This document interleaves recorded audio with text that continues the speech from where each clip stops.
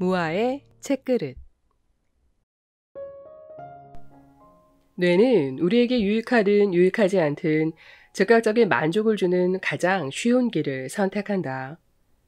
뇌가 자동 조종 상태로 굴러가게 두는 사람은 깊이 뿌리 박힌 자신의 습관이 어디에서 왔고 그 습관이 자신에게 도움이 되는지 해가 되는지 묻지 않는다. 어차피 인생은 마음대로 되지 않는 것이라며 삶이 어떻게 흘러가든 그냥 내버려 둔다. 뇌가 자동 조종 상태로 작동할 때는 어떤 행동을 할 때마다 해당 신경 경로가 강화돼 그 행동이 습관으로 굳어진다. 그러다 보면 현실은 바꿀 수 없다는 생각이 뇌를 완전히 장악해 삶은 우연의 연속이며 인간은 대개 우연 앞에 무력하다고 믿게 된다. 그러나 신경과학계의 연구 결과 뇌의 신경 경로를 재배치하면 누구나 정신을 통제해 지속적이고 긍정적인 변화를 일굴 수 있다. 부의 원천 소스. 소스는 놀랍고 복잡하고 정교하며 통합적인 뇌의 힘이다. 소스는 되뇌 피질, 즉 계획하고 데이터에 입각해 결정을 내리는 능력만을 뜻하지 않는다. 뇌의 진정한 힘은 되뇌 피질과 변연계, 다시 말해 감정과 육감과 온몸의 감각을 생각과 통합하는 능력에 있다. 이 힘을 활용하면 내가 삶의 진정한 주인이 되는 경험을 하게 된다. 몸과 정신이 완벽하게 조화를 이루고 삶에 완전히 몰입한 상태로 상황을 헤쳐나가는 놀라운 능력이 자신에게 있음을 진심으로 믿게 된다. 인생이 꼭 두려움과 미봉책, 불안, 후회로 점철될 필요는 없다. 우리는 모두 수치심과 슬픔이 없는 충만하고 대담한 삶을 살게 해줄 뇌를 갖고 있다. 타고난 문화유산과 현대의학 및 신경과학에 대한 지식을 조합할 수 있었던 나는 뇌의 잠재력을 최대한 발휘하면 누구나 이전과는 전혀 완전히 다른 삶을 살 수 있다는 사실을 깨달았다. 소스를 끌어내려면 무엇보다 뇌의 신경 경로와 패턴에 따라 촉발 사건에 무의식적으로 반응하는 방식이 달라진다는 사실을 인식해야 한다. 뇌의 신경 경로에 따라 우리는 이성을 잃고 화를 낼 수도 있고 분노의 감정을 차단할 수도 있으며 먹는 데서 위안을 삼을 수도 있고 힘들 때 주변 사람에게 도움을 청할 수도 있다. 평소 자신의 행동을 의식하기 시작하면 시련에 대한 반응을 더욱 잘 통제할 수 있다. 자기 자신과 타인의 정신 상태를 자각하는 것은 인간이 지닌 가장 복잡하고 중요한 사회적 상호작용 능력, 즉 타인의 인식을 이해하는 능력의 토대가 된다.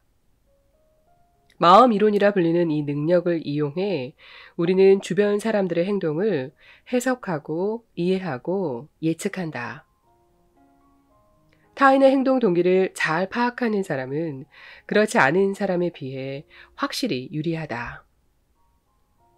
타인의 마음을 이해하는 능력을 개발하려면 신경 가소성, 즉 학습하고 발전하는 능력과 다양한 상황에서 혹은 다양한 사람들을 상대로 민첩하게 전뇌사고를 하는 뇌의 능력을 활용해야 한다. 소스의 주요 목표는 뇌를 자동 조종 상태로 두지 않고 상위인지, 즉 생각에 대해 생각하고 자신의 의식을 의식하는 능력을 개발하는 것이다. 이 책은 편협하지 않고 현실적인 방식으로 과학과 영성을 접목하는 법을 안내하는 길잡이 역할을 할 것이다. 독자들도 나처럼 뇌의 자동 조종 장치를 끄고 잠든 뇌를 깨워 뇌의 잠재력을 최대한 실현함으로써 진정으로 원하는 삶을 살고 매 순간 정신적 성장에 도움이 되는 결정을 내리길 바란다. 인간은 누구나 부정적 사고 패턴과 행동, 삶이 쉬워지기는 하나 행복해지는 데 도움이 되지 않는 습관, 인생의 중요한 선택을 방해하는 감정 때문에 고통받는다. 지금 여러분의 삶이 앞서 말한 부정적 요인들에 좌우되고 있다면 극복할 방법을 찾아야 한다.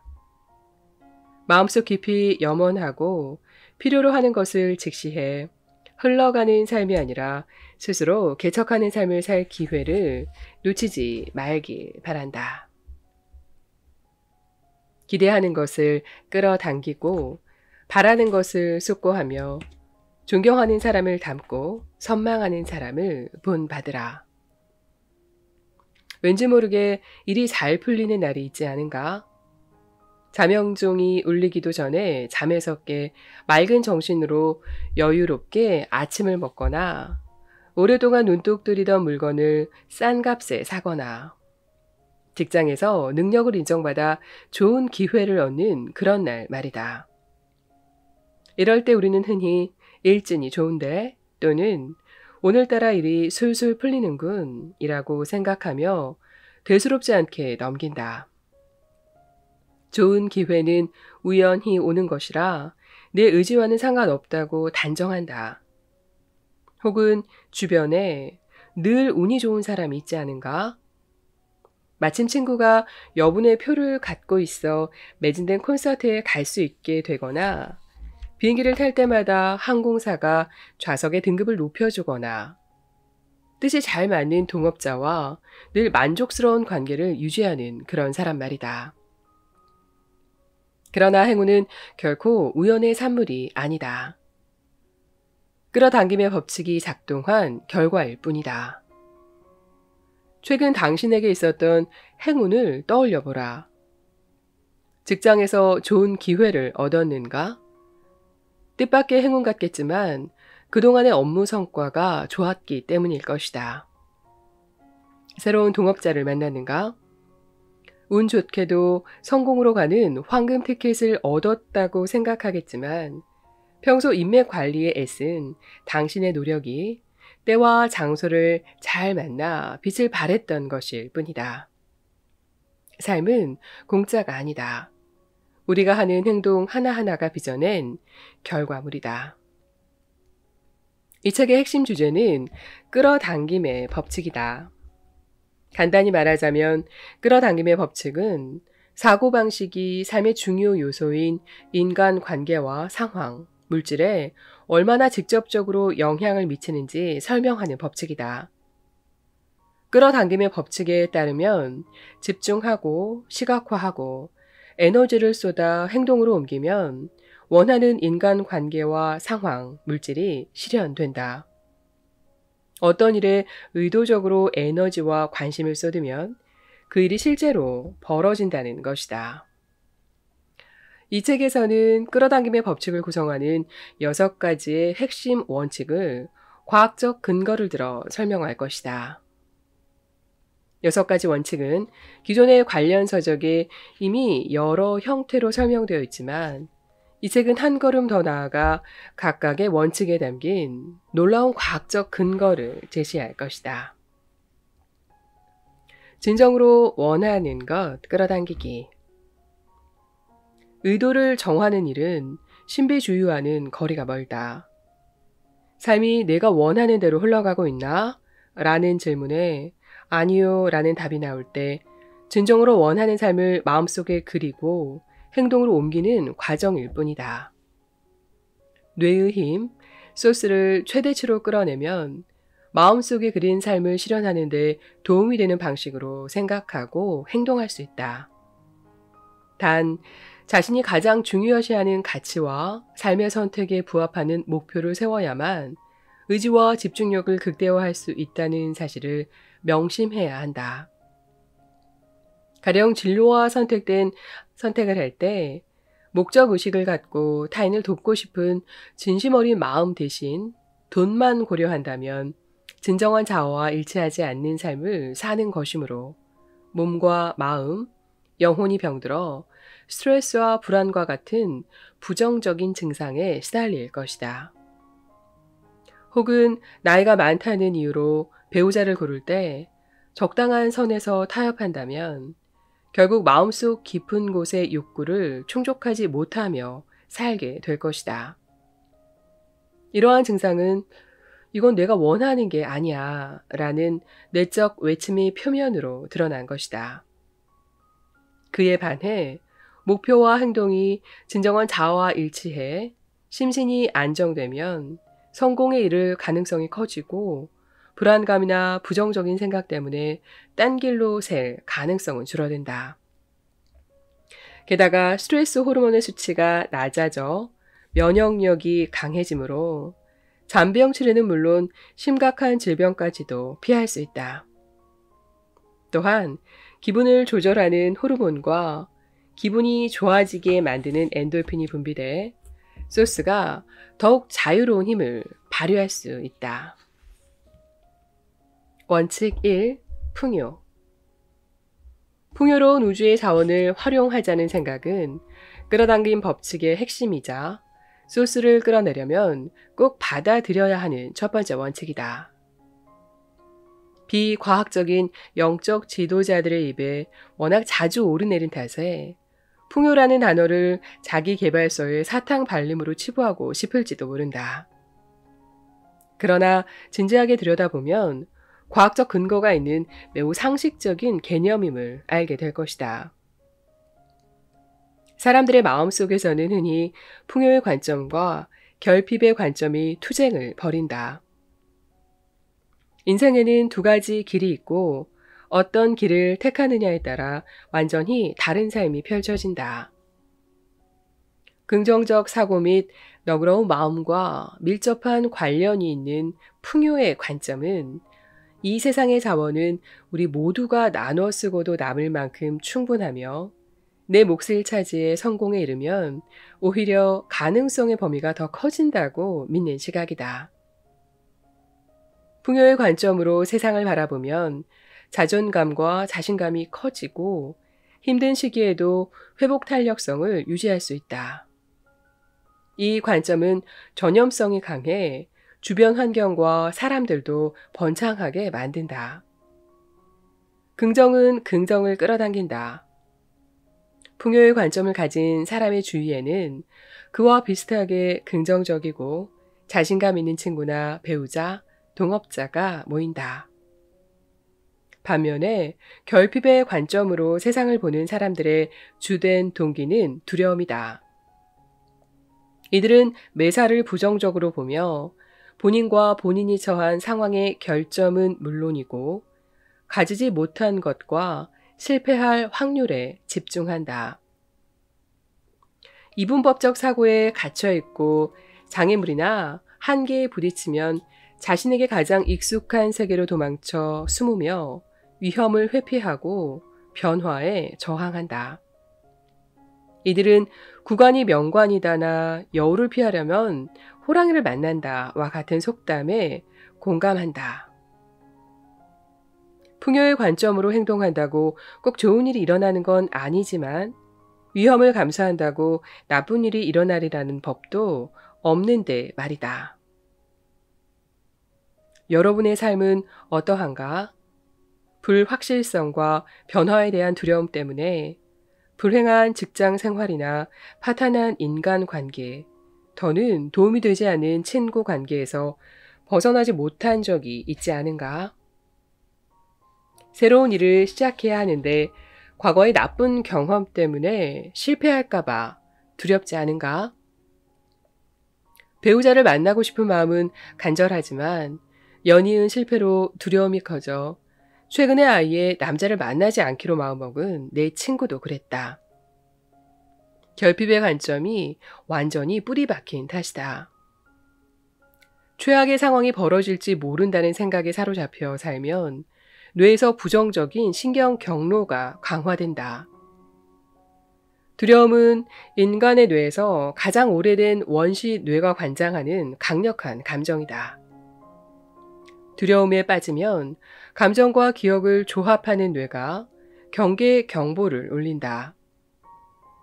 뇌는 위험으로부터 주인을 보호하기 위해 방어 기제를 작동시켜 과거의 나쁜 기억과 실패를 들춘다. 이 과정이 반복되면 피드백 루프가 만들어지고 피드백 루프는 위험을 통해 피해 다니는 도망치는 반응을 촉발한다. 흥미롭게도 손실은 이익보다 뇌에 2배 더 큰 영향을 미치고 그래서 사람들은 보상을 얻기보다는 잠재적 손실을 피하는데 더 큰 노력을 기울인다. 기업의 책임 추궁 문화는 이러한 행동 편향에 기인한다. 비난받을까 두려워 잘못된 의사결정이나 현재 상태의 이의를 제기하지 않는 것이다. 임금 인상을 요구했다가 퇴짜를 맞았거나 상사의 미움을 산 적이 있는가?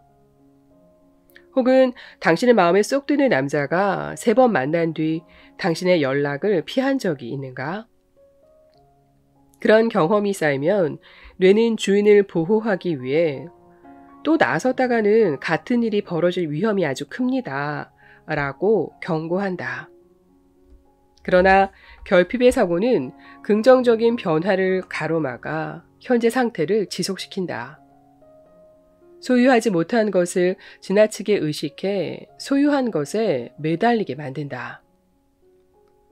결핍의 사고에 갇히면 무언가를 잃는 걸 두려워하고 위험을 극도로 회피하게 된다.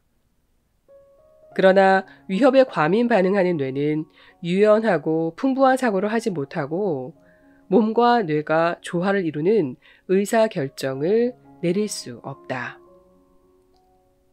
명심할 점은 상황에 따라 사고방식이 바뀐다는 사실이다. 누구나 스트레스 요인에 따라 삶의 영역에 따라 상황을 보는 시각이 바뀐다. 가령 만성적으로 스트레스에 시달릴 때는 위험을 감수하려는 의욕이 크게 줄어들기 마련이다. 마감일을 꼭 맞춰야 하는 중요하고 까다로운 프로젝트 장시간 집중하고 있는 상황이라면 집을 살 절호의 기회가 와도 선뜻 잡기 어렵다. 이 시기에 진지하게 연애를 해봐야겠다고 마음먹는 사람도 없을 것이다. 이는 자연스럽고 어느 정도는 합리적인 반응이다. 문제는 스트레스를 받지 않는 날이 거의 없는 현대인들은 틀에 박힌 삶에 갇혀 다음 단계로 발전하지 못하는 결핍의 사고에 사로잡히기가 너무 쉽다는 데 있다. 결핍의 사고는 스트레스 요인과 관계없이 특정한 삶의 영역에 뿌리 내릴 수도 있다. 각자의 삶을 돌아보자. 풍요의 사고방식이나 결핍의 사고방식이 가장 잘 작동되는 영역은 무엇인가? 교우관계를 비롯한 인간관계를 맺거나 일을 하거나 새로운 일에 도전할 때 어떤 관점으로 상황을 인식하는가? 각각의 사고방식이 본인의 현재와 미래의 꿈에 어떤 영향을 미치고 있는지 생각해보라. 그렇다면 어떻게 해야 사고방식을 바꿔 풍요로운 삶을 살 수 있을까? 풍요의 사고방식으로 바꾸려면 사고의 패턴을 바꾸고 새로운 것을 수용하겠다는 의지가 있어야 한다. 과거의 믿음과 추정을 버리고 새로운 증거와 생각을 받아들이겠다고 마음먹어야 한다. 신경과학자들은 이 문제와 관련해 말뿐이 아닌 근거를 찾아냈다. 과학이 발전한 덕분에 이전에는 사실로 여겨졌던 이론들의 오류를 밝혀낸 것이다. 최근 재평가된 이론 중 몇 가지만 예로 들자면 성인이 되면 뇌가 굳고 좌뇌와 우뇌의 기능이 분화돼 한쪽이 더 우세할 수 있으며 남자와 여자는 뇌가 다르게 타고나고 성적 성향은 후천적으로 정해진다 등의 믿음은 모두 잘못된 속설로 밝혀졌다. 과학은 실패를 두려워하지 않고 학습과 끊임없는 개선을 통해 발전하는 삶과 일맥상통한다. 과학이 그렇듯 인생도 과거의 믿음을 버리고 변화를 수용할 의지가 있는 사람이 더 쉽게 발전할 수 있다. 새 사람으로 다시 태어나려면 단호하고 솔직하게 자신의 사고방식을 직시하고 그걸 바꾸겠다는 의지가 있어야 한다. 풍요의 사고방식은 어떤 상황이든 지금보다 나아질 수 있다는 믿음을 근간으로 한다. 풍요의 사고방식을 가진 사람은 도전과 배움, 시련이 궁극적으로 자신에게 도움이 된다고 믿는다. 개선과 성장의 열쇠일 뿐 아니라 그 자체로 중요하다고 믿는다. 그림을 그리거나 문제를 해결하거나 인간관계를 맺을 때 필요한 지능과 창의성, 기술은 훈련하고 향상할 수 있다고 믿는다. 작은 실패는 과정이자 기회로 인식한다. 업무상 실책은 중요한 기술을 습득할 기회로, 어긋난 연애는 이상형을 더 확실히 파악할 기회로 여긴다. 소스의 힘은 바로 여기에 있다.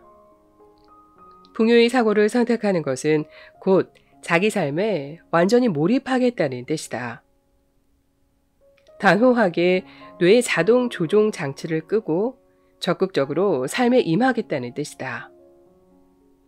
연애나 이사, 여행과 같은 변화는 사람들이 기꺼이 받아들이는 자발적 변화다. 시련이나 경제적 어려움, 난임은 원치 않는 변화지만 변화에 대한 두려움을 제어하면 당황하지 않을 수 있다. 어려운 상황에 직면할 때 사람들은 흔히 자신에게 가장 익숙하고 편한 삶의 방식을 고수하려 든다. 그러나 그런 상황에서는 오히려 행동의 선택지와 패턴의 폭을 넓혀야 한다.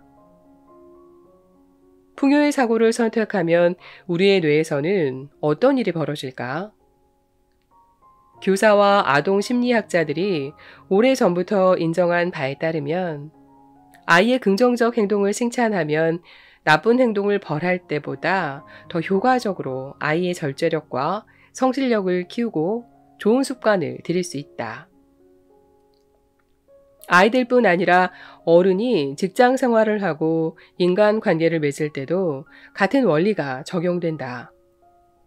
단, 뇌가 이 원리에 맞게 작동하지 않으면 아무리 노력해도 같은 효과를 볼 수 없다. 정도의 차이는 있지만 인간은 누구나 잘 안 풀리는 현재 상황에 몰두하는 부정적인 습관을 갖고 있다. 뇌가 보상을 추구하는 성향보다 위험을 회피하는 성향이 더 강하기 때문이다. 풍요의 사고방식에서 중요한 한 축을 담당하는 요소는 긍정적 사고이다. 긍정적 사고는 부정적인 면보다 긍정적인 면에 집중하고 긍정적 자기 암시로 부정적 생각을 덮고 타인을 향한 믿음과 너그러운 마음을 기르며 삶은 행복과 성공을 키우기에 좋은 터전이라는 사실을 믿는 사고방식이다. 풍요의 사고를 함양하려면 의식적이고 헌신적으로 노력을 기울여야 한다. 의식하든 의식하지 않든 익숙한 사고 패턴을 바꾸려면 반복적인 연습이 필요하다. 결핍의 사고가 깊숙이 자리 잡으면 뇌에서 많은 뉴런이 연결되고 신경 경로가 형성돼 툭하면 이렇게 되면 이렇게 될 거야 라며 최악의 시나리오를 상상하게 되는데 이 경로를 연습으로 끊어야 한다. 당신은 소중하니까요 라는 광고 문구가 유행하는 데는 그럴 만한 이유가 있다. 요즘 사람들은 진정으로 꿈꾸는 삶을 살 수 있는 힘과 자유를 갈망하면서도 내심 자기에게는 그럴 자격이 없다고 생각한다. 부디 여러분은 결핍의 사고를 버리고 풍요의 시선으로 세상을 보겠다고 마음 먹길 바란다. 자기 회의가 자기 확신으로 바뀌고 간절히 바라는 새로운 현실을 맞이할 수 있을 것이다.